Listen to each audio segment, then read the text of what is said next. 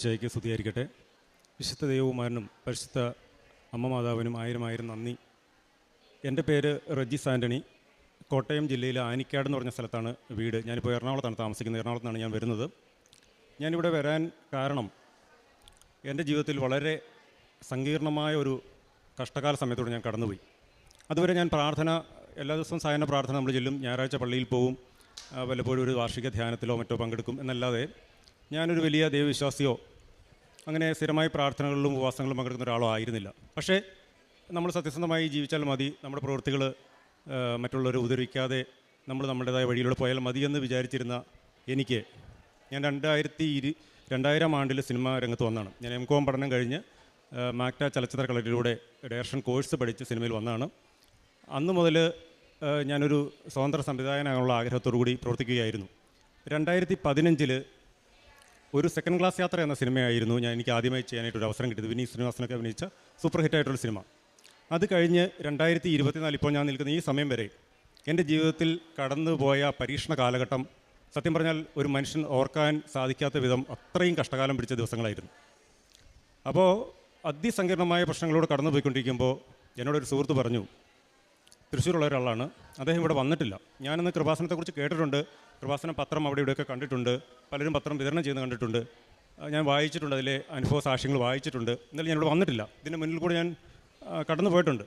അപ്പോൾ എന്നോട് സുഹൃത്ത് പറഞ്ഞു, അദ്ദേഹത്തിൻ്റെ വീടിൻ്റെ അടുത്ത് ഒരു അപ്പാപ്പന് തലയിൽ ഒരു ചെറിയ ബ്രെയിൻ ട്യൂമറിൻ്റെ ഒരു സ്റ്റാർട്ടിംഗ് ആണ്. അപ്പോൾ അവർ വീട്ടുകാരോടൊപ്പം ഇവിടെ വന്നു, പ്രാർത്ഥിച്ചു. അപ്പോൾ ഇദ്ദേഹത്തിന് വരാൻ സാധിച്ചില്ല, അവരുടെ കൂടെ വരേണ്ട ആളായിരുന്നു, പക്ഷേ വരാൻ സാധിച്ചില്ല. അപ്പോൾ അവർ വന്ന് തിരിച്ചു പോയി സ്കാനിങ് ചെയ്തപ്പോൾ ആ ഒരു ട്യൂമറിൻ്റെ ആരംഭം ഇല്ല എന്ന് ഡോക്ടർ പറഞ്ഞു. അപ്പോൾ എന്നോട് പറഞ്ഞു, ഇങ്ങനെയുള്ള ഒത്തിരി കാര്യങ്ങൾ അവിടെ നടക്കുന്നുണ്ടെന്നാണ് ഞാൻ കേട്ടത്, രജിസ്റ്റർ പറ്റുമെങ്കിൽ ഒന്ന് നമുക്ക് വേണമെങ്കിൽ ഒരുമിച്ചൊന്ന് പോകാമെന്ന് പറഞ്ഞു. അപ്പോൾ ഞാൻ പല പ്രോജക്റ്റുകളും അന്വേഷിച്ച് നടക്കുന്നു. അതിൻ്റെ ഒരു കഷ്ടപ്പാടിനിടയ്ക്ക് വലിയ സാമ്പത്തിക ബുദ്ധിമുട്ടുകളൊക്കെ അനുഭവിക്കുന്ന കാലത്ത് ഞാൻ പറഞ്ഞു, നമുക്കെന്നാൽ ഒരുമിച്ച് പോകാം. പക്ഷേ അദ്ദേഹം ഫാമിലിയും തൃശ്ശൂരിൽ നിന്ന് എറണാകുളം വഴി ഇവിടെ വന്ന് കാറിന് പോയപ്പോഴും എനിക്കന്ന് അവരുടെ കൂടെ വരാൻ പറ്റിയില്ല. പിന്നീട് ഇങ്ങനെ കാര്യങ്ങൾ ഓരോ ദിവസവും ഗുരുതരമായിക്കൊണ്ടിരിക്കുന്ന ഒരു അവസ്ഥയിൽ അദ്ദേഹം വീണ്ടും എന്നോട് പറഞ്ഞു, നിങ്ങൾ കൃപാസനത്തിൽ വരുന്ന പോയിട്ട് മാതാവിനെ ഒന്ന് കണ്ട് നിങ്ങളുടെ മനസ്സിലുള്ള കാര്യങ്ങൾ പറയുക എന്ന് പറഞ്ഞു. അങ്ങനെ ഞാൻ ഒരു ദിവസം കൃപാസനത്തിൽ രാവിലെ വന്നു. അന്ന് ഇവിടെ രാവിലെ കുർബാനയുണ്ട്. കുർബാന കൂടി ബ്രദർമാരുടെ പ്രസംഗം കേട്ടു, അച്ഛന്മാരുടെ പ്രസംഗം കേട്ടു, ജോസഫ് അച്ഛൻ്റെ പ്രസംഗം കേട്ടു. അപ്പോൾ സത്യം പറഞ്ഞാൽ ഞാൻ ആ മൂലയ്ക്കിരുന്ന് എൻ്റെ കണ്ണ് നിറഞ്ഞിട്ട് എനിക്ക് മാതാവിനെ കാണാൻ പറ്റാതെ. ഞാൻ വന്നപ്പോൾ തന്നെ മാതാവിനെ നോക്കി, പക്ഷേ മാതാവിനെ കാണാൻ പറ്റുന്നില്ല. ഈ സൈഡിലാണ് മാതാവിനെ വെച്ചിരിക്കുന്നത്. അപ്പോൾ ഞാൻ അവിടെ നിന്നിട്ട് മാതാവിനെ എനിക്ക് കാണാൻ പറ്റുന്നില്ല. അപ്പോൾ എന്തോ പെട്ടെന്ന് എൻ്റെ മനസ്സിലേക്ക് മാതാവിൻ്റെ രൂപം വന്നിട്ട് എന്നോട് എന്തോ പറയുന്ന പോലെ എനിക്ക് തോന്നി. അപ്പോൾ ഞാൻ അത് കഴിഞ്ഞ് എൻ്റെ ആ ഒരു പരീക്ഷണ കാലഘട്ടം ഞാൻ പറയാം. ഈ സെക്കൻഡ് ക്ലാസ് യാത്ര വലിയ സൂപ്പർ ഹിറ്റ് സിനിമയായി ഓടിക്കൊണ്ടിരിക്കുന്ന സമയത്ത് അത് കഴിഞ്ഞ് ഇമ്മീഡിയറ്റ് എനിക്കൊരു വലിയൊരു പ്രോജക്റ്റ് കിട്ടി. മലയാളത്തിലെ വലിയൊരു പ്രമുഖ നടൻ്റെ ഒരു ഡേറ്റ് കിട്ടി. അതെന്നെ അതുവരെ വർഷങ്ങൾക്ക് മുമ്പ് സിനിമ ഇൻഡസ്ട്രിയിൽ നിറഞ്ഞു നിന്നിരുന്ന ഒരു നിർമ്മാതാവ് വർഷങ്ങൾക്ക് ശേഷം തിരിച്ചു വരുന്ന ഒരു സമയത്ത് എൻ്റെ കയ്യിലൊരു കഥയുണ്ടായിരുന്നു. ആ കഥ ഞാൻ അദ്ദേഹത്തോട് പറഞ്ഞു. അങ്ങനെ ഞങ്ങൾ ഈ നടനോട് പറയുന്നു, അദ്ദേഹത്തിന് ഇഷ്ടപ്പെടുന്നു, ഞങ്ങൾ പ്രോജക്റ്റ് നീക്കുന്നു. അങ്ങനെ പോകുന്ന സമയത്ത് മറ്റൊരു സിനിമ വന്ന സമയത്ത് ഈ നടൻ നമ്മളോട് പറഞ്ഞു, നിങ്ങൾ ഈ സബ്ജക്റ്റ് അവിടെ നിൽക്കട്ടെ, വേറൊരു സബ്ജക്റ്റ് കുറച്ചുകൂടി ഒരു വലിയൊരു ക്യാൻവാസുള്ള ഒരു സബ്ജക്റ്റ് എന്നോട് ചോദിച്ചു. ഞാൻ അങ്ങനെ ഒരു സബ്ജക്റ്റ് പറയുന്നു. അപ്പോൾ അത് ചെറിയൊരു ബജറ്റിന് പകരം വലിയൊരു ബജറ്റിലേക്ക് പോകുന്ന സമയത്ത് ഈ പ്രൊഡ്യൂസർക്ക് അദ്ദേഹത്തിൻ്റെ കയ്യിൽ സാമ്പത്തികമില്ല. അപ്പോൾ ഞാൻ ഒരു നാട്ടിൽ കോട്ടയത്ത് എൻ്റെ ഒരു 2 ഏക്കർ സ്ഥലം വെച്ചിട്ടൊരു കാർഷിക വായ്പ സിനിമയിൽ നിൽക്കാൻ വേണ്ടി, ഞാൻ മദ്യപിക്കുകയോ പുകവലിക്കുകയോ ഒന്നും ചെയ്യാറില്ല. പക്ഷേ എൻ്റെ വീട്, എനിക്കൊരു മോളുണ്ട്, വൈഫുണ്ട്, ഞാൻ കുടുംബം വാടകയ്ക്കാണ് താമസിക്കുന്നത്. അപ്പോൾ ഇതിൻ്റെ ഒക്കെ കാര്യത്തിന് വേണ്ടി ഞാനൊരു കാർഷിക വായ്പ എടുത്തു. അത് 9 ലക്ഷത്തോളം രൂപയുണ്ടായിരുന്നു. ആ 9 ലക്ഷം രൂപയോളം എനിക്ക് ബാങ്കിൽ, എൻ്റെ ഫാദർ മരിച്ചുപോയി ബാങ്കിലായിരുന്നു. അപ്പം ബാങ്കിൽ നിന്ന് SBTയിൽ നിന്ന് പൂജപ്പുരയിൽ നിന്നൊക്കെ എനിക്ക് വിളി വരുന്നു, എന്നും വിളിക്കുന്നു. അപ്പോൾ ഞാൻ ഈ പ്രൊഡ്യൂസർ എൻ്റെ കൂടെ എപ്പോഴും ഉണ്ട്, എൻ്റെ വീട്ടിൽ വരുന്നു. അദ്ദേഹം ഒരു പക്ക ഫാമിലി മാനാണ്, വെൽ ഡ്രസ്ഡ്, വെൽ ജെൻറ്റിൽമാൻ. അദ്ദേഹത്തിനും എന്നെപ്പോലെ തന്നെ ഒരു മോളാണുള്ളത്. അവർക്ക് ഒരു ട്രീറ്റ്മെൻറ്റ് ഒക്കെ കുറേ കഴിഞ്ഞിട്ടാണ് ഒരു കുട്ടി ഉണ്ടാകുന്നത്. അപ്പോൾ വളരെ അറ്റാച്ച്ഡ് ആയിട്ടുള്ള ഫാമിലിയാണ്. അപ്പോൾ അവർ നമ്മുടെ വീട്ടിൽ വരുന്നു. ഞാൻ അദ്ദേഹത്തെ പൂർണ്ണ വിശ്വാസത്തിലെടുക്കുന്നു. അദ്ദേഹം എൻ്റെ ചേട്ടനെ പോലെ എൻ്റെ കൂടെ തന്നെ എപ്പോഴും ഉണ്ട്. അദ്ദേഹം എന്നോട് പറയുന്നു, നിൻ്റെ ലോണ് അവിടെ നിന്നൊക്കെയുള്ള പ്രഷർ കാരണം നിനക്ക് സ്ക്രിപ്റ്റ് നല്ല രീതിയിൽ എഴുതാൻ പറ്റാത്തതുകൊണ്ട് ഞാനൊരു കാര്യം ചെയ്യാം, നിന്നെ ഒന്ന് ഞാൻ സഹായിക്കാം. നമുക്ക് ഈ നടന് ഇമ്മീഡിയറ്റ് ആയിട്ട് വലിയൊരു എമൗണ്ട് കൊടുക്കണം. അപ്പോൾ എൻ്റെ ലോണിന് ഒരു ആശ്വാസം കിട്ടും, അദ്ദേഹത്തിന് കുറച്ച് ഫണ്ട് ഒന്ന് ഈ നടന് കൊടുക്കാൻ വേണ്ടി എന്നെക്കൊണ്ട് എൻ്റെ 2 ഏക്കർ സ്ഥലം പ്ലഡ്ജ് ചെയ്യിക്കുകയാണ്. പ്ലഡ്ജ് ചെയ്യിച്ച് വലിയൊരു തുക എടുക്കുന്നു. എന്നോട് പറയുന്നു ഈ ആർട്ടിസ്റ്റുകൾക്ക് പൈസ കൊടുത്തു, പ്രോജക്റ്റ് ഉടൻ തന്നെ ഉണ്ടാകും, 4 മാസത്തിനുള്ളിൽ പ്രോജക്റ്റ് ഉണ്ടാകും, എനിക്ക് വലിയൊരു ശമ്പളം പറയുന്നു. അങ്ങനെ ഞാനിതിന് പുറമെ തമിഴിലെ വലിയ 2 നടന്മാരെ കൂടെ ഈ സിനിമയിൽ കാസ്റ്റ് ചെയ്യുന്നു. അവരോട് പോയി കഥ പറയുന്നു. അവരെ ഒന്നും എനിക്ക് പരിചയമില്ല. ഈ 3 നടന്മാരെ എനിക്ക് യാതൊരു പരിചയമില്ല. എല്ലാവരുടെ അടുത്തും ഞാൻ കഥ പോയി പറഞ്ഞ ആ ഒരു പരിചയം മാത്രമേ ഉള്ളൂ. അവരെല്ലാം നല്ലപോലെ എന്നോട് എൻ്റെ സബ്ജക്റ്റ് കേട്ടിട്ട് മാത്രം സമ്മതിക്കുന്നു. വലിയൊരു ക്യാൻവാസിൽ ബൈലിംഗ്വലായിട്ട് തമിഴിലും മലയാളത്തിലുമായി സിനിമ ചെയ്യാനൊരു അവസരം എനിക്ക് വരികയാണ്. അപ്പോൾ ഞാൻ കൊടുത്ത പൈസ മലയാളത്തിലെ പ്രമുഖ നടന് കൊടുത്തു എന്ന് എന്നെ പറഞ്ഞ് വിശ്വസിപ്പിച്ച ആൾ പിന്നീട് ഞാനൊരു സമയത്ത് അദ്ദേഹം എന്നു ചോദിച്ചാൽ ഒരു സിനിമ നടക്കുമ്പോൾ അടുത്ത സിനിമയുടെ കാര്യങ്ങൾ പ്ലാൻ ചെയ്യുന്ന സമയത്ത് അദ്ദേഹത്തോട് അടുത്തിരിക്കുന്ന ആൾക്കാർ പറയാണ്, ഇനി റജീസ് അങ്ങോട്ട് വരണ്ട, നിർമ്മാതാവിനോട് എത്രയും വേഗം അദ്ദേഹത്തിന് കുറച്ച് പൈസ കൊണ്ട് കൊടുക്കാൻ പറഞ്ഞു. അപ്പോൾ ഞാൻ പൈസ ഇതുവരെ ഒന്നും കൊടുത്തില്ലേ എന്ന് ചോദിക്കുമ്പോൾ 5 നയാ പൈസ കൊടുത്തിട്ടില്ല എന്നുള്ളൊരു ഞെട്ടിക്കുന്ന വിവരമാണ് ഞാൻ കേൾക്കുന്നത്. ഞാൻ സത്യം പറഞ്ഞാൽ ഞെട്ടിപ്പോയി. എൻ്റെ കയ്യിൽ നിന്ന് വാങ്ങിച്ച പൈസ അവിടെ കൊടുത്തിട്ടില്ല. പക്ഷേ അതൊരു പൂർണ്ണമായി എന്നെ അതുവരെ എൻ്റെ കൂടെ നിന്ന് ചതിക്കുകയായിരുന്നു എനിക്ക് മനസ്സിലായി. സത്യം പറഞ്ഞാൽ ഞാൻ എന്ത് ചെയ്യണം എന്നറിയാമല്ല നിന്നു. ഞാൻ പലരോടും അദ്ദേഹത്തെക്കുറിച്ച് അന്വേഷിച്ചപ്പോൾ വലിയ വലിയ തട്ടിപ്പുകൾ നടത്തി വലിയ സിനിമകളൊക്കെ മുന്നേ ചെയ്ത ആളാണ്. അദ്ദേഹം ഇവിടുന്ന് രക്ഷപ്പെട്ട് വിദേശ രാജ്യങ്ങളിൽ പോയി അവിടെ നിന്നൊക്കെ തിരിച്ചു വന്ന് ഇപ്പോൾ മലയാളത്തിലൊരു അനുകൂല സാഹചര്യം ഉണ്ടാക്കി വന്നതാണ്. പക്ഷേ അദ്ദേഹത്തിൻ്റെ കയ്യിൽ പൈസയില്ല. ഞാനിതറിഞ്ഞു എന്ത് ചെയ്യണം. എൻ്റെ സ്ഥലം പോയി അന്വേഷിക്കുന്നു. എനിക്ക് ചെക്ക് തരുന്നു. ചെക്ക് പലതവണയായിട്ട് മടങ്ങുന്നു. എൻ്റെ സ്ഥലം വേറൊരാളുടെ കയ്യിലേക്ക് ഇയാൾ മറിച്ചു വയ്ക്കുന്നു. 50 ലക്ഷത്തിൻ്റെ സ്ഥാനത്ത് 90 ലക്ഷത്തിലേക്ക് അയാളത് മറിച്ചു വയ്ക്കുന്നു. എൻ്റെ കയ്യിൽ നിന്ന് എൻ്റെ കിടപ്പാടം വരെ പോകുന്നു. ഞാൻ വാടക വീട്ടിൽ താമസിക്കുന്നു. 5 മാസം വാടക കൊടുക്കാനില്ല. എൻ്റെ വണ്ടി വിൽക്കുന്നു. നിരവധിയായ പ്രശ്നങ്ങൾ. ഞാൻ അപ്പോഴാണ് ഈ കൃപാസനത്തിലേക്ക് ആദ്യമായി വരുന്നത്. ആദ്യമായി വന്ന് ഞാൻ അച്ഛൻ്റെ പ്രസംഗം കേട്ടു. ഇവിടുന്ന് പോയി. അപ്പോൾ എനിക്ക് ഇതിൻ്റെ ബന്ധപ്പെട്ട ആൾക്കാരോട് പറയാനുള്ള ഒരു ധൈര്യം വന്നു. അതുവരെ എനിക്ക് ധൈര്യമില്ലായിരുന്നു. കാരണം ഞാൻ ഇത് പറഞ്ഞാൽ എൻ്റെ സിനിമ ഭാവിയെ അത് ബാധിക്കുമോ, അല്ലെങ്കിൽ ഇവരൊക്കെ വലിയ വലിയ ആൾക്കാരാണ്, അപ്പോൾ നമുക്ക് എന്ത് ചെയ്യാൻ പറ്റും. നമ്മളൊരു തുടക്കക്കാരൻ ആദ്യം ഒരു സിനിമ ചെയ്തു, അത് വിജയിച്ചു, അത് മാത്രമേ എനിക്കുള്ളൂ അഡ്രസ്സ്. പക്ഷേ മാതാവ് ഇവിടുന്ന് പറഞ്ഞു, ധൈര്യമായിട്ട് നീ പോയി പറയുക. ഞാൻ പ്രധാന നടനോട് പറയുന്നു. അദ്ദേഹം പെട്ടെന്ന് ഒരു അച്ഛൻ്റെ സ്ഥാനത്ത് നിന്ന് എന്നോട് പറയുകയാണ്, നിങ്ങളെന്തിനാണ് പൈസ മുടക്കാൻ പോയത്, നിങ്ങൾ തിരക്കഥ എഴുതി സംവിധാനം ചെയ്യാനുള്ള അവസരം ഞാൻ തന്നു. ഞാൻ ഉടനെ അയാളെ വിളിക്കാം. ആ നിർമ്മാതാവിനെ വിളിക്കുന്നു. അയാളുടെ കാര്യങ്ങൾ അന്വേഷിക്കുന്നു. അയാൾ കുറച്ച് ദിവസം സമയം ചോദിക്കുന്നു. പക്ഷേ പിന്നീട് എനിക്ക് ചെക്ക് തരുന്നതിൻ്റെ ചെക്ക് മടങ്ങുന്നു. ഇദ്ദേഹത്തിൻ്റെ ഈ മുന്നോട്ടുള്ള നീക്കം ശരിയല്ല എന്ന് കാണുമ്പോൾ ഈ സിനിമയിലുള്ള പലരും എന്നെ ഉപദേശിക്കുന്നു. നമ്മളങ്ങനെ എൻ്റെ അസോസിയേഷൻ എനിക്ക് വേണ്ടി മീഡിയേഷൻ ഇയാളെ വിളിക്കുന്നു. നിർമ്മാതാക്കളുടെ സംഘടന, ഞാൻ തിരക്കഥാകൃത്തുക്കളുടെ സംഘടനയിലും സംവിധായകരുടെ സംഘടനയിലും അംഗമാണ്. അവർ വിളിക്കുന്നു, മീഡിയേഷൻ വെക്കുന്നു, ഇദ്ദേഹത്തെ വിളിക്കുന്നു. ഇദ്ദേഹത്തിന് നേരത്തെ കുടിശ്ശികയും കാര്യങ്ങളൊക്കെ ഉണ്ട്. പക്ഷേ അവർ വരുന്നു.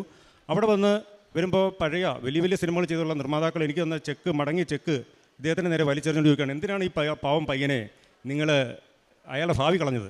ഇയാൾ ആദ്യ സിനിമ ചെയ്ത് 75 ദിവസത്തോളം ഓടിയൊരു സിനിമയാണ്. നിങ്ങൾ ഇത്രയും പേര്, മലയാളത്തിലെ വലിയൊരു സൂപ്പർ സ്റ്റാർ, തമിഴിലെ വലിയ 2 സൂപ്പർ സ്റ്റാർസുകൾ സമ്മതിച്ചിരിക്കുന്ന ഇത്രയും ഡേറ്റ് കൊടുത്തിരിക്കുന്ന ഈ പ്രോജക്റ്റ് നിങ്ങളുടെ കയ്യിലിരിപ്പുണ്ടല്ലേ ഇല്ലാതായത്? നിങ്ങൾ എന്തുകൊണ്ടാണ് ഇയാളുടെ കുടുംബം നശിപ്പിച്ചത് എന്ന് ചോദിക്കുമ്പോൾ അയാൾക്ക് മറുപടിയില്ല. അപ്പോൾ അവർ പറഞ്ഞു, എത്രയും വേഗം ഇയാൾക്ക് കുറച്ച് പൈസ കൊടുത്ത് സെറ്റിൽ ചെയ്ത് അദ്ദേഹത്തെ വീട്ടിൽ നിന്ന് ഇറക്കി വിടുന്നൊരു സ്റ്റേജ് വന്നിരിക്കുകയാണ്.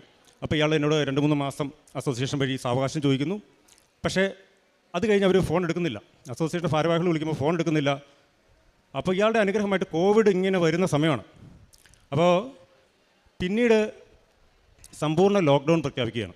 സമ്പൂർണ്ണ ലോക്ക്ഡൗൺ പ്രഖ്യാപിക്കുന്നതിന് തൊട്ട് മുമ്പായി എനിക്കൊരു അനുഗ്രഹം കിട്ടിയത്, അസോസിയേഷൻ്റെ ഭാഗത്തു നിന്നും കേസ് മുന്നോട്ട് കൊണ്ടുപോകാനായിട്ടൊരു അവരൊരു ഇനീഷ്യേറ്റീവ് എടുക്കുന്നു. അവർ ഇനീഷ്യേറ്റീവ് എടുത്ത് ചെറിയൊരു തുക, ഏകദേശം 1 ലക്ഷത്തോളം രൂപ അതിൻ്റെ പ്രിലിമിനറി എക്സ്പെൻസ് ആയിട്ട് വേണം. എൻ്റെ കയ്യിൽ 1000 രൂപ പോലും തേച്ചെടുക്കാനില്ലാത്ത അവസ്ഥ, ഞാനൊന്നും ചെയ്യാൻ എനിക്ക് പറ്റിയില്ല എന്ന് അവർക്ക് മനസ്സിലായതുകൊണ്ട് എന്നോടുള്ളൊരു ഹ്യൂമൻ കൺസിഡറേഷനിൽ അവരെ പൈസ കിട്ടുന്നു. അദ്ദേഹത്തിൻ്റെ സ്ഥലവുമായിട്ട് അത് സിവിൽ കേസാകുന്നു. അങ്ങനെ എനിക്ക് സ്ഥലം അറ്റാച്ച് ചെയ്യാൻ സാധിക്കുന്നു. പക്ഷേ പിന്നീട് സമ്പൂർണ്ണ ലോക്ക്ഡൗൺ പ്രഖ്യാപിച്ച് 2.5 വർഷം ഞാൻ വീട്ടിലിരുന്ന് എനിക്കൊന്നും ചെയ്യാൻ പറ്റുന്നില്ല. എനിക്ക് ഉറക്കമില്ലാത്ത രാത്രികൾ. ഞാൻ മാതാവിനോട് പ്രാർത്ഥിക്കുന്നു, മാതാവ് എനിക്കിവിടെ വരാൻ പോലും പറ്റുന്നില്ല, കോവിഡ് കാരണം പുറത്തിറങ്ങാൻ സാധിക്കുന്നില്ല. ഒരു ദിവസം കോവിഡ് ഒതുങ്ങിയപ്പോൾ ഞാൻ ഇതിലൂടെ മുന്നിൽ പോയപ്പോൾ പുറത്ത് നിന്നിട്ട് പള്ളി അടച്ചിട്ടിരിക്കുകയാണ്. എല്ലാ പള്ളികളും അമ്പലങ്ങളും ഒക്കെ അടച്ചിട്ടിരിക്കുന്ന പോലെ ഈ കൃപാസനം അടച്ചിട്ടിരിക്കുക. ഞാൻ പുറത്തുനിന്ന് പ്രാർത്ഥിച്ചു, മാതാവ് എന്തെങ്കിലും ഒരു മാർഗ്ഗം കാണിച്ചു തരിക. അത് കഴിഞ്ഞ് 2.5 വർഷം കഴിഞ്ഞ് 2022 തോന്നുന്നു, അവസാനം ജൂൺ മാസം ഞാനിവിടെ വരിക. ഞാനിവിടെ വരുമ്പോൾ എനിക്ക് അനുകൂലമായിട്ട് കേസ് വിധിച്ചു. ബാക്കി പക്ഷേ ചെക്ക് കേസിലൊക്കെ ഉൾപ്പെട്ടിരിക്കുന്നവർക്ക് 10% നമ്മൾ കോടതിയിൽ കെട്ടിവെക്കണം. വലിയൊരു തുകയാണ്. വലിയൊരു തുക എന്നെക്കൊണ്ട് ഒരിക്കലും അടയ്ക്കാൻ പറ്റില്ല. അസോസിയേഷൻ്റെ ഭാഗത്തു നിന്ന് അത്രയും വലിയ തുക ഒരു വ്യക്തിക്ക് കൊടുക്കാൻ പ്രൊവിഷനുമില്ല. എന്ത് ചെയ്യും? അപ്പോൾ ഞാൻ രണ്ടാമത് ഇവിടെ വരുവാണ്. രണ്ടാമത് വന്ന് ഞാൻ ആ വാതിൽക്കൽ നിന്ന് കേൾക്കുന്നത് ജോബിൻ്റെ പുസ്തകത്തിലെ ഒരു വചനമാണ്. അച്ഛൻ പ്രസംഗിക്കുക, ജോസഫ് അച്ഛൻ, അങ്ങ് തന്നെ എനിക്ക് ജാമ്യം നൽകണമേ, നിൽക്കണമേ, മറ്റാരാണ് എനിക്ക് വേണ്ടി ജാമ്യം നിൽക്കുക. ഞാനിവിടുന്ന് കരഞ്ഞു പ്രാർത്ഥിച്ചു. തിരിച്ചു ചെന്ന് രണ്ടാമത്തെ ദിവസം എൻ്റെ സുഹൃത്ത് എന്നോട് വിളിക്കുകയാണ്, ഒരാൾക്ക് നിങ്ങളൊന്ന് കാണണം, നിങ്ങൾ ദയവ് ഇങ്ങോട്ട് വരിക. ഞാൻ അവിടെ ചെല്ലുമ്പോൾ എനിക്ക് ഒരു പരിചയമില്ലാത്ത ഒരാൾ എന്നോട് പറയുകയാണ്, നിങ്ങൾക്ക് എത്ര രൂപയാണ് കോടതിയിൽ കെട്ടേണ്ടത്? അപ്പോൾ ഞാൻ പറഞ്ഞു, വലിയൊരു തുക കെട്ടണം, 7 ലക്ഷം രൂപയോളം കെട്ടണം. അയാൾ പറയാം, ഞാൻ തരാം. അത്ഭുതം എന്ന് പറയേണ്ടു, അയാൾ ആ പൈസ അവിടെ കെട്ടുന്നു. കോടതിയിൽ രണ്ടാമത് വീണ്ടും കേസ് മുന്നോട്ട് പോകുന്നു. അങ്ങനെ വളരെ സിവിൽ കേസിൻ്റെ കാര്യം അറിയാമല്ലോ, നീണ്ടു പോവാണ്. പക്ഷേ എന്നാലും എനിക്ക് അനുകൂല വിധിയിലേക്ക് രണ്ടാമതും വരുവാണ്. ഞാനിവിടെ മൂന്നാമത് വരുന്നു. കേസിൻ്റെ വിധി നാളെയാണ്. ഇന്ന് ഞാൻ വരുവാണ്. എനിക്ക് അച്ഛനെ ഇതുവരെ കാണാൻ സാധിച്ചിട്ടില്ല. അപ്പോൾ അച്ഛനെ ഒന്ന് കാണണമെന്ന് എൻ്റെ മനസ്സിൽ ഉണ്ട്, പക്ഷേ കാണാൻ പറ്റിയില്ല. അതിന് തലേ തവണ വന്നപ്പോൾ ഞാൻ അച്ഛനെ കാണാൻ ശ്രമിച്ചിട്ട് നടന്നില്ല. അപ്പോൾ എനിക്ക് എങ്ങനെയും അച്ഛനെ ഒന്ന് കാണണം. ഞാൻ അവിടെ ഓഫീസിൽ സംസാരിക്കുമ്പോൾ അങ്ങനെ അച്ഛനെ കാണാൻ എല്ലാവർക്കും പറ്റില്ല, അത് നേരത്തെ സംസാരിക്കണം, ബുക്ക് ചെയ്യണം, തക്കതായ കാരണങ്ങളുണ്ട്, എന്തെങ്കിലും പേപ്പറുകളൊക്കെ വേണമെന്ന് പറയുന്നു. എൻ്റെ ഒന്നുമില്ല. അപ്പോൾ ഞാനവിടെ വളരെ നിരാശയോടുകൂടി നിൽക്കുമ്പം എൻ്റെ മൊബൈലിലൊരു എന്തോ ഒരു റെക്കോർഡ് ഉള്ള പോലെ എനിക്ക് തോന്നി. പെട്ടെന്ന് ഞാൻ മൊബൈൽ എടുത്ത് നോക്കിയപ്പം കോടതിയിൽ ഒരു പേപ്പറുണ്ട്. ഞാനിവിടെ എല്ലാം ഫോട്ടോസ്റ്റാറ്റ് അന്വേഷിച്ച് നടന്നു. ഒരിടത്ത് പോയി പ്രിൻ്റ് ഔട്ട് എടുത്ത് ഞാൻ കൊണ്ട് ഓഫീസിൽ കാണിച്ച് അവിടെ ഒരു ചേട്ടൻ എന്നോട് പറഞ്ഞു, ഇതുകൊണ്ട് അച്ഛനൊന്ന് കണ്ട് കാണിക്കുക. അവർ വന്ന പേപ്പറുമായിട്ട് ഞാൻ അച്ഛൻ്റെ അടുത്ത് വന്നു. അച്ഛൻ ഇവിടെ വെച്ച് എൻ്റെ തലയിൽ കൈവച്ച് പ്രാർത്ഥിച്ചു. ഇതിനെക്കുറിച്ച് ഡീറ്റെയിൽ വെച്ചു. പേടിക്കണ്ട, കേസ് നിങ്ങൾക്ക് അനുകൂലമായി വരും, നിങ്ങൾ മാതാവിൻ്റെ അടുത്തൊന്ന് സാക്ഷ്യം പറയണം. അച്ഛനൊരു മരീൻ മെഡൽ എനിക്ക് തന്നു. മെഡലുമായി ഞാൻ പോയി. രണ്ടാമത്തെ ദിവസം നാളെ കോടതിയാണ്. കോടതിയിൽ ആ സമയത്ത് ഈ നിർമ്മാതാവ് 21 ദിവസമായി ജയിലിൽ കിടക്കുകയാണ്. വണ്ടി തട്ടിപ്പ്, പണയത്തിന് വണ്ടി എടുക്കുക, അങ്ങനെ അയാൾ വർഷങ്ങളോളം പലരെയും പറ്റിച്ച് നടന്നിട്ട് എൻ്റെ കേസിന് എനിക്ക് അനുകൂലമായി വിധി വരുന്ന സമയത്ത് അദ്ദേഹം ജയിലിലാണ്. എനിക്ക് കേസ് അനുകൂലമായിട്ട് വരുന്നു. അത്ഭുതം എന്ന് പറയണ്ടേ, ഇപ്പോഴും സിവിൽ കേസ് അത് വിധി നടത്തിപ്പിലേക്ക് പോയിരിക്കുകയാണ്. അപ്പോൾ ഞാൻ അടുത്ത തവണ വരുമ്പോൾ എൻ്റെ സിനിമ പല പ്രോജക്റ്റുകളും ഞാൻ ആലോചിച്ചു. ഈ പ്രോജക്റ്റ് വലിയൊരു ക്യാൻവാസിൽ ഔട്ട്ഡോർ ചെയ്യേണ്ട കേസാണ്. അപ്പോൾ എന്ന് വെച്ചാൽ ഈ കോവിഡിൻ്റെ സമയത്ത് എല്ലാവരും ഇൻഡോർ സിനിമകളിലേക്ക് പോയി. അപ്പോൾ ഔട്ട്ഡോർ വലിയ ക്യാൻവാസ് വലിയ ആൾക്കാരെ വെച്ചിട്ട് ചെയ്യാൻ പറ്റാത്തൊരു സാഹചര്യമാണല്ലോ. അപ്പോൾ ഇൻഡോർ സിനിമകൾ ആലോചിക്കുന്ന സമയത്ത് എൻ്റെ സിനിമ അങ്ങനെ ഫ്രീസായി നിൽക്കുകയാണ്. അപ്പോൾ ഞാൻ പല പ്രോജക്റ്റുകൾ ഒന്നും നടക്കുന്നില്ല. ഞാൻ അടുത്ത തവണ 4ാമത്തെ തവണ ഇവിടെ വരുന്നു. ഞാൻ പ്രാർത്ഥിക്കുന്നു, എനിക്ക് എന്തെങ്കിലും എൻ്റെ തൊഴിലൊരു ഒരു ഒരു ഇത് വരണം. അപ്പോൾ അതിന് മുമ്പ് ഞാനൊരു സത്യം പറഞ്ഞാൽ ഇവിടെ വന്ന് ഇത്രയും കാര്യങ്ങൾ എൻ്റെ ജീവിതത്തിൽ നടന്നെങ്കിലും എന്നോട് പലരും പറയുന്നു, നിങ്ങളുടെ സിനിമ നടക്കുന്നില്ല, എന്താണ് ചെയ്യേണ്ടത്? അപ്പോൾ സിനിമ നിങ്ങൾക്കറിയാമല്ലോ, സിനിമക്കാരെന്ന് പറഞ്ഞാൽ ഭയങ്കരമായുള്ള അന്ധവിശ്വാസികളും എന്ത് പറഞ്ഞാലും അവർ ആ വഴി പോകും. എന്നുവെച്ചാൽ സിനിമ ഇല്ല, അപ്പോൾ നിങ്ങളോട് പറയണം ഇങ്ങനെ ചെയ്യണം അങ്ങനെ ചെയ്യണം. അപ്പോൾ എന്നോട് ഒരാൾ പറഞ്ഞു, നിങ്ങളൊരു കാര്യം ചെയ്യുക, ഒരു ജ്യോതിഷൻ്റെ അടുത്ത് പോയിട്ട് നിങ്ങളുടെ സമയം ഒന്ന് നോക്ക്. അപ്പോൾ ഞാനൊരു ദുർബല നിമിഷത്തിൽ എനിക്ക് തോന്നി, എന്നാലെന്നാ ഒന്ന് പോയി നോക്കിയാലോ. ഞാൻ അവിടെ ചെന്നു. എൻ്റെ നാൾ വെച്ച് നോക്കിയിട്ട് അയാൾ പറഞ്ഞു, 2 വർഷത്തേന് നിങ്ങൾക്ക് ഭയങ്കര സമയം മോശമാണ്, നിങ്ങൾ ഒരു കാരണവശാലും നിങ്ങൾക്ക് സിനിമ നടക്കില്ല, നിങ്ങൾ ഇന്ന കാര്യങ്ങളൊക്കെ ചെയ്താൽ നിങ്ങൾക്കൊരു മാറ്റം ഉണ്ടാകും. അപ്പോൾ ഞാൻ തിരിച്ചിറങ്ങി വരുന്ന വഴി പള്ളിയുടെ മുന്നിൽ കൂടെ വന്നപ്പോൾ ഞാൻ ഇങ്ങനെ മാതാവിൻ്റെ രൂപത്തിലേക്ക് നോക്കിയിട്ട് എനിക്ക് പെട്ടെന്ന് തോന്നി, ഞാൻ മാതാവിൻ്റെ അടുത്ത് പോയാണ്, കൃപാസനത്തിൽ പോകണം, എനിക്ക് ഇത്രയും കാര്യങ്ങൾ എനിക്ക് മാതാവ് നടത്തി തന്നു, എന്തുകൊണ്ട് ഞാൻ ഈ കാര്യത്തിൽ ഞാനിങ്ങനെ എൻ്റെ മനസ്സിലൊരു ആശങ്ക വന്നു, ഒരു ആകുലത വന്നു, ഞാനിങ്ങനെ പോയി ഒരു വഴി തെറ്റി വേറെ രീതിയിലേക്ക് പോകുന്നത്. ഞാൻ തീരുമാനിച്ചു, ഏതോ ഒരു ശനിയാഴ്ച, ഞാൻ ഞായറാഴ്ച അന്ന് മുതൽ ഞാൻ തീരുമാനമെടുത്തു, നമ്മൾ സൺഡേ സപ്ലിമെൻറ്റിലൊക്കെ നക്ഷത്രവാരം വരും, അതുപോലും നോക്കുന്നില്ല, നക്ഷത്ര ഫലം വരുമ്പോൾ അതുപോലും നോക്കുന്നില്ല എന്ന് ഞാൻ തീരുമാനിച്ചു. ആ പേജ് വരുമ്പോൾ ഞാൻ സിനിമാ വിശേഷം വായിച്ചിട്ട് ഇത് സ്കിപ്പ് ചെയ്യുക. അന്ന് പോലും തീരുമാനിച്ച, മാതാവേ, എനിക്ക് പറ്റിയൊരു അബദ്ധം, എന്നോട് ക്ഷമിക്കണം, എനിക്കൊരു അവസരം, എനിക്കൊരു നല്ലൊരു സിനിമ ചെയ്യാനൊരു അവസരം തരണമേ. ഒരാഴ്ചക്കുള്ളിൽ എന്നെ ഒരു പ്രൊഡ്യൂസർ, എൻ്റെ ഒരു സുഹൃത്ത് പറഞ്ഞിട്ട് അവർക്കൊരു ചെറിയ സിനിമ ചെയ്യണം. കുറേ പ്രവാസികളാണ്, അവർക്ക് വളരെ കഷ്ടപ്പെട്ട് അധ്വാനിച്ചുണ്ടാക്കിയ പൈസയാണ്, 15ഓളം പേരുണ്ട്. അവരുടെ മുന്നിൽ നിന്ന് ഒരു പ്രൊഡ്യൂസർ നമുക്ക് വേണ്ടി ഒരു സിനിമ ചെയ്യാൻ വന്നിരിക്കുകയാണ്. അപ്പോൾ സിനിമയുടെ കഥയൊന്ന് കേൾക്കണം, ആശയം ഒന്ന് കേൾക്കണം, അന്ന് നിങ്ങൾ ചെയ്യണം. അങ്ങനെ ഞാൻ കഥ പോയി കേൾക്കുന്നു. അത് ഞാനും വൈഫും കൂടെ അതിൻ്റെ തിരക്കഥ സംഭാഷണം എഴുതുന്നു, അത് സംവിധാനം ചെയ്യുന്നു. വളരെ യാദൃച്ഛികമായി ആ 4ാമത് ഇവിടെ വന്ന് ഞാൻ ഇനി നക്ഷത്രഫലം അങ്ങനെയുള്ള കാര്യങ്ങൾ നോക്കുകയില്ല എന്ന് പറഞ്ഞ് ഞാൻ ഒരാഴ്ചക്കുള്ളിൽ എനിക്ക് അടുത്ത പ്രോജക്റ്റ് വരികയാണ്. 2 വർഷത്തിന് എൻ്റെ സമയം ശരിയല്ല എന്ന് പറഞ്ഞാൽ എനിക്ക് ഒരാഴ്ച കഴിഞ്ഞ് സിനിമ വരികയാണ്. ആ സിനിമയാണ് ഇപ്പോൾ തിയേറ്ററിൽ ഓടിക്കൊണ്ടിരിക്കുന്ന സ്വർഗം എന്ന സിനിമ. എനിക്ക് നിങ്ങളോട് പറയാനുള്ളത്, എത്ര നിരാശരാണെങ്കിലും മാതാവ് നിങ്ങളെ കൈവിടിയില്ല. എനിക്കിതുപോലെ വേറെ സാക്ഷ്യങ്ങൾ പറയാനുള്ളത്, എൻ്റെ കൂടെ സിനിമയിൽ വർക്ക് ചെയ്യുന്ന ഒരു മൂത്ത ചേട്ടൻ, അദ്ദേഹത്തിന് 9 വർഷമായിട്ടൊരു കേസ് നടന്നുകൊണ്ടിരിക്കുക. അവർ ഓർത്തഡോക്സ് സമുദായക്കാരാണ്. അപ്പോൾ അവർ ഒരു ഫ്ലാറ്റിൽ താമസിക്കുമ്പോൾ അവിടുന്ന് മലിനജലം അപ്പുറത്തെ ഒരു പറമ്പിലേക്ക് ഒഴുകി, അവിടുത്തെ സ്ഥലവും ഹൗസ് ഓണറുമായിട്ട് കേസ് നടക്കുക. അപ്പോൾ ഞാൻ പറഞ്ഞു, അവർ അസോസിയേഷൻ സെക്രട്ടറി, അവർ ഹൗസ് ഓണറല്ല, വാടകയ്ക്ക് താമസിച്ചപ്പോൾ അവർ തൽക്കാലം അവരെല്ലാം പുറത്തുള്ളവരാണ്, NRIs ആണ്, അമേരിക്കയിലും ഓസ്ട്രേലിയയൊക്കെ ഉള്ളവരുടെയാണ്. അപ്പോൾ ഇവരെ തൽക്കാലത്തിന് പിടിച്ച് ഈ സെക്രട്ടറി സ്ഥാനത്ത് നിർത്തി അവർക്കെതിരെ കേസ് നടന്നുകൊണ്ടിരിക്കുക. ഞാൻ പറഞ്ഞു, അപ്പോൾ നിങ്ങൾക്ക് പറഞ്ഞുകൂടെ കോടതിയിൽ? കോടതി വിശ്വസിക്കുന്നില്ല. അപ്പോൾ ഞാൻ പറഞ്ഞു, കൃപാസനത്തിൽ ഒന്ന് പോവാം. അങ്ങനെ അവർ 1 മാസം ഇവിടെ കൃപാസനത്തിൽ വന്നു. തൃശ്ശൂരിൽ നിന്ന് ചേർത്തല വന്ന് റെയിൽവേ സ്റ്റേഷനിൽ ഇറങ്ങി ഇങ്ങോട്ട് വരാൻ പറ്റുന്നില്ല, ഭയങ്കര മഴ. അപ്പോൾ അവർ ടാക്സി പിടിച്ച് ഇവിടെ വന്നപ്പോഴും സമയം പോയി, ഉടമ്പടി എടുക്കാൻ പറ്റിയില്ല. 2 ദിവസം കഴിഞ്ഞ് അവരുടെ കേസിൻ്റെ ഫൈനൽ ഹിയറിംഗ് നടക്കുകയാണ്. അതുവരെയുള്ള അവർ യഥാർത്ഥ ഓണർമാരല്ല എന്ന് കോടതി കണ്ടിട്ട് അവരെ വെറുതെ വിടുകയാണ്. അത് കഴിഞ്ഞ് അവരിവിടെ ഒരാഴ്ചക്കുള്ളിൽ വന്ന് ഉടമ്പടി എടുത്തു. അതുപോലെ എൻ്റെ വൈഫിൻ്റെ ചെവിയുടെ പിന്നിലൊരു ചെറിയ തടിപ്പ്, ഒരു സിസ്റ്റ് പോലെ. അപ്പോൾ അവൾക്ക് ഈ തല കുളിച്ച് കഴിയുമ്പോൾ തലനീര് ഇങ്ങനെ ഇറങ്ങും. അപ്പോൾ ഡോക്ടർ പറഞ്ഞു, ഇത് ചെറിയൊരു സിസ്റ്റാണ്, ഒരു കാര്യം ചെയ്ത് വെച്ചോണ്ടിരിക്കേണ്ട, നിങ്ങൾ സ്കാനിങ് ചെയ്ത് നോക്ക്. ഇപ്പോൾ സ്കാനിങ് ചെയ്ത് നോക്കി. ഒരു ജനറൽ ഒരു MD വലിയ പ്രഗത്ഭനായ ഡോക്ടറാണ് ഇത് പറയുന്നത്. അദ്ദേഹം പറഞ്ഞനുസരിച്ച് ഞങ്ങളൊരു സ്ഥലത്ത് പോയി സ്കാനിങ് ചെയ്യുന്നു. അപ്പോൾ അവിടെ ചെല്ലുമ്പോൾ ഇത്രയും കാര്യങ്ങൾ നടന്നപ്പോൾ വൈഫ് ഇവിടെ അങ്ങനെ സജീവമായിട്ട് വരുന്നില്ല. ഞാൻ വൈഫിനോട് പറഞ്ഞു, നമുക്ക് ഇവിടെ ഒന്ന് പ്രാർത്ഥിച്ചിട്ട് പോകാം. ഇവിടെ വന്ന് പ്രാർത്ഥിച്ച് ഞങ്ങൾ പോയി. വീട്ടിൽ ചെന്ന് ഉടമ്പടി തൈലമെടുത്ത് കഴുത്തിൻ്റെ പിന്നിൽ ഇവിടെ ഞരമ്പിൻ്റെ ഇവിടെ തേച്ച് പ്രാർത്ഥിക്കുന്നു. സ്കാനിങ്ങിന് ചെല്ലുമ്പോൾ അവിടെ ഇരുന്ന ഡോക്ടർ പറയാണ്, എവിടെയാണ് എടുക്കാൻ ഡോക്ടർ പറഞ്ഞത്, ഇവിടെ ഒന്നും കാണുന്നില്ലോ എന്ന്. സത്യം പറഞ്ഞാൽ ഇതെല്ലാം നമുക്ക് അത്ഭുതങ്ങളായിട്ട് വരികയാണ്. കാരണം മനുഷ്യന് സാധിക്കാത്ത കാര്യങ്ങൾ ദൈവം അത്ഭുതമായിട്ട് പരിശുദ്ധ അമ്മ മാതാവിലൂടെ നടത്തി തരുന്നു എന്നുള്ളതിൻ്റെ ഭയങ്കരമായ അത്ഭുതങ്ങൾ എൻ്റെ മുന്നിൽ പല തവണയായിട്ട് ദൈവം കാട്ടിത്തരികയാണ്. ഇപ്പോൾ ഈ സ്വർഗം എന്ന സിനിമ വലിയ പ്രൊമോഷനോ പബ്ലിസിറ്റിയോ ഇല്ല. അതിനുള്ള സാമ്പത്തിക സ്ഥിതി നമ്മുടെ പ്രൊഡ്യൂസർമാർക്കില്ല. വലിയ പ്രൊഡക്ഷൻ ഹൗസുകളുടെ വലിയ പടങ്ങൾക്കിടയിൽ യാതൊരു പരസ്യങ്ങളും, വളരെ പരസ്യം കുറവാണ്. പക്ഷേ മൗത്ത് പബ്ലിസിറ്റിയിൽ ഈ ഇന്നലെ 10-20 തിയേറ്ററുകൾ ഹൗസ്ഫുള്ളായിട്ട് സിനിമ ഓടിക്കൊണ്ടിരിക്കുകയാണ്. എങ്ങനെയാണെന്ന് എനിക്കറിയില്ല. മാതാവിനോട് ഞാൻ ഒന്നേ പ്രാർത്ഥിച്ചുള്ളൂ, മാതാവ് ഈ സിനിമ വിജയിപ്പിച്ചു തരണമേ. എനിക്ക് കരിയറിൽ എപ്പോഴും രണ്ടാമത്തെ സിനിമയാണ് ഒരു സംവിധായകൻ്റെ ഭാവി നിർണ്ണയിക്കുന്നത്. ആദ്യത്തെ സിനിമ എത്ര വിജയിപ്പിച്ചാലും ആൾക്കാർ പറയും അത് യാദൃശ്യമായിട്ട് വന്നുപോയൊരു കാര്യമാണെന്ന്. അപ്പോൾ സെക്കൻഡ് ക്ലാസ് യാത്ര കഴിഞ്ഞ് സ്വർഗം വരുമ്പോൾ അത് എന്ത് സിനിമയായിക്കോട്ടെ, ആ സിനിമ വിജയിച്ചില്ലെങ്കിൽ ഒരു സംവിധായകൻ്റെ ഭാവിയില്ല. എനിക്ക് ദൈവം അനുഗ്രഹിച്ച്, മാതാവ് അനുഗ്രഹിച്ച് ആ സിനിമ സൂപ്പർ ഹിറ്റിലേക്ക് സെക്കൻഡ് ക്ലാസ് യാത്രയെക്കാളും കൂടുതൽ അഭിപ്രായത്തോടെ അത് ഫാമിലിയാണ് കാണുന്നത്.